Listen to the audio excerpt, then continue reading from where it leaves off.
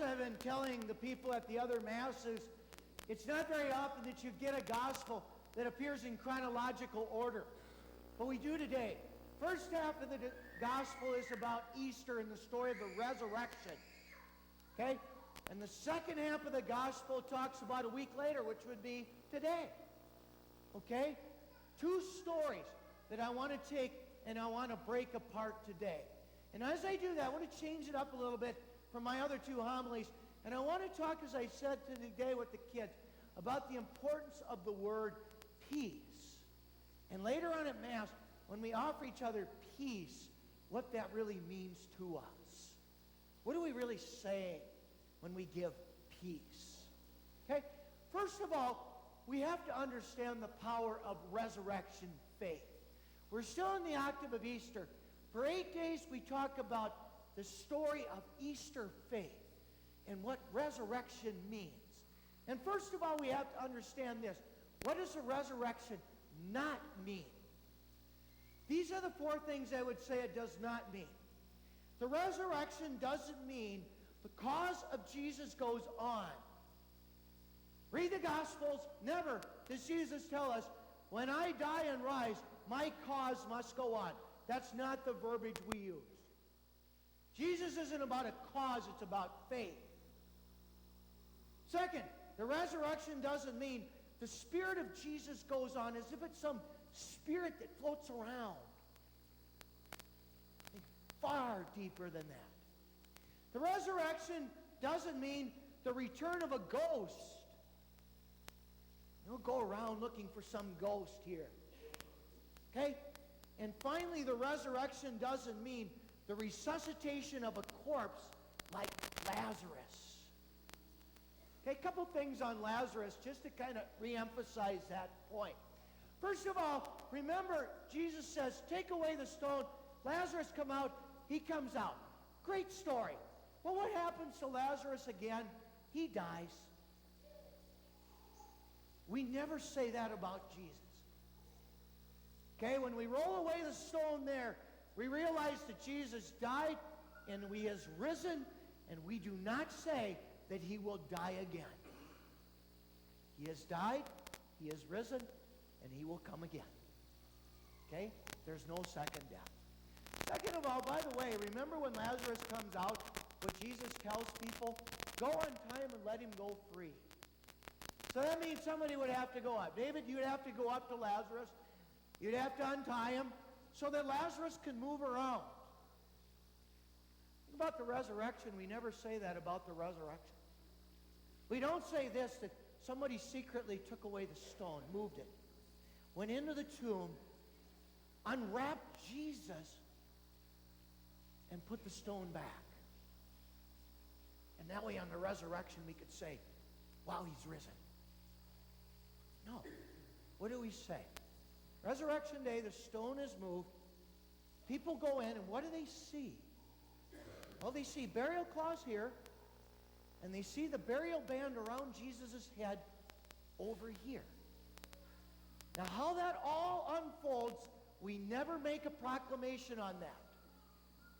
What happened behind that stone is mystery. And yet it did happen. And because of that, we proclaim what? Jesus Christ is risen. He is risen. Okay?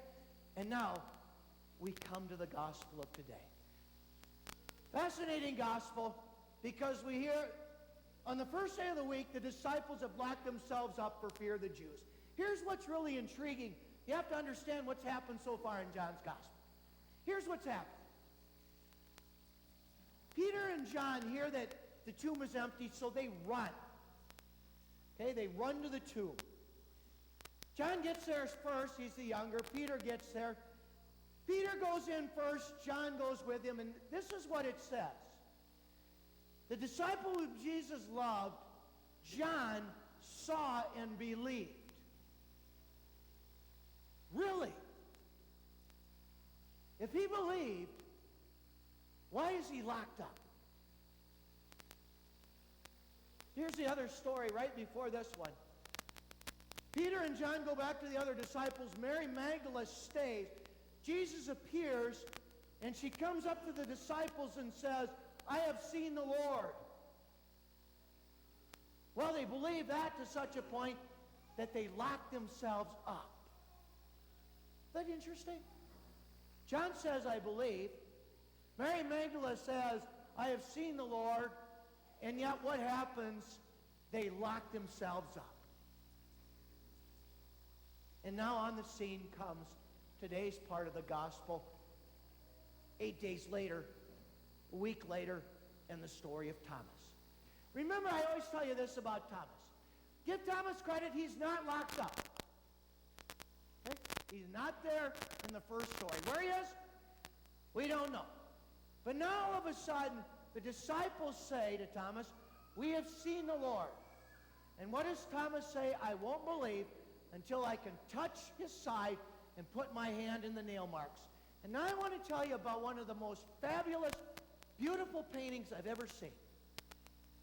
It's a story about Jesus now appearing in the second story. He comes and he says, peace. Thomas, put your hand in my nail marks and your hand into my side. The painting depicts this. Thomas is so dumbfounded that he can't move. So Jesus takes his hand and shoves it into the marks. Side and hands. Fabulous painting. And with that, what does he say? My Lord and my God. You know, the genius of the gospel of today is how Jesus handles his disciples. Remember, he could have really railed them. He could have really let them have it. But he doesn't. He says peace. I want to share with you now a little story, okay, about the power of peace and when we exchange peace. I might have shared it with you before, but it goes back to my square dancing days when I was a kid. Okay? Now, I'll be honest with you, everyone. I hated it.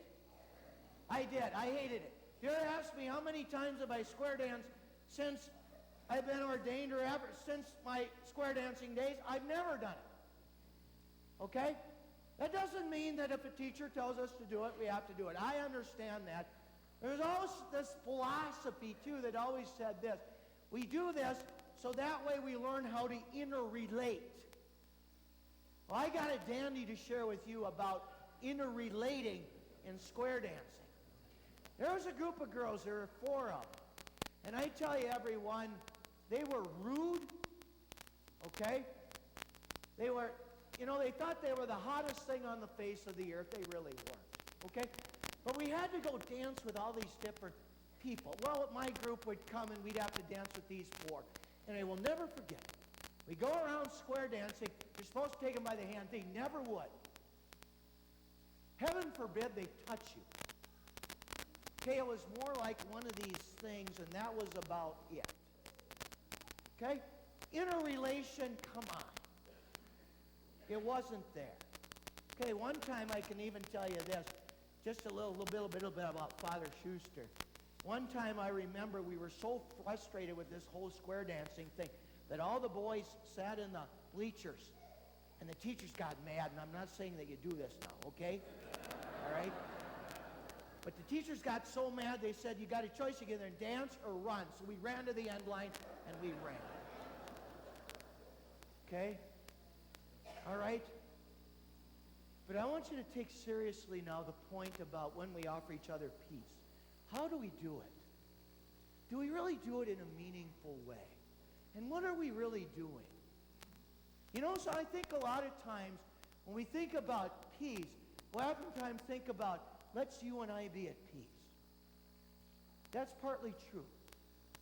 But you know something? What we're really saying in it is this too. I want your peace. And when we shake hands and we say peace, do we really mean that? I want what's best for you. I want it. That's what Jesus says. It's a genius. Jesus says, peace. The hard teaching is over. Let's get to the task now of proclaiming my name. Okay? And when we talk about divine mercy, that's the image that's behind me. Really, we talk about mercy, everyone. What we talk about is peace. We desire in mercy God's peace. Well, if that's what we want God to give us, that is what we have to give. And so in closing today, I just want us to think seriously about this word peace. I want us to think about the people that we really do struggle loving, forgiving, being at peace with, and pray for them. After all, if we look at that image and we say, I want that peace, it's only fair that that is the peace that we desire for all people. Everyone. Okay? And pray for that today. Okay? So once again, praying for that peace. God's blessings. And let's have a blessed Easter season.